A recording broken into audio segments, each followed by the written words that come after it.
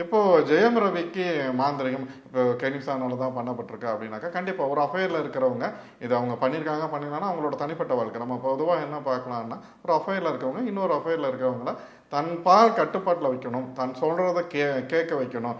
நம்ம என்ன சொன்னால் நிலைனா நிற்கணும், உட்காருனா உட்காரணும், நம்ம என்ன சொன்னாலும் கேட்கணுங்கிற ஒரு நிலைக்கு கொண்டு வர்றதுக்கு. இப்போ இடையில வந்து நம்ம உறவு இது நம்மளை விட்டு போயிடக்கூடாது, இது என்னைக்கு நமக்கு நிலையாக இருக்கணுங்கிறக்காக இந்த வேலையை எல்லாரும் செய்வாங்க. இது சாமானியில் வந்து கோடீஸ்வரன் வரைக்கும் இது எல்லாரும் செய்யக்கூடியதான். ஏன் அவங்களுக்கு இருக்கிற பணத்துக்கு அது என்ன செய்ய முடியாது? செய்யறதுக்கு உண்டான ஒரு நபர் இருந்திருப்பாங்க, கண்டிப்பாக செஞ்சுருப்பாங்க.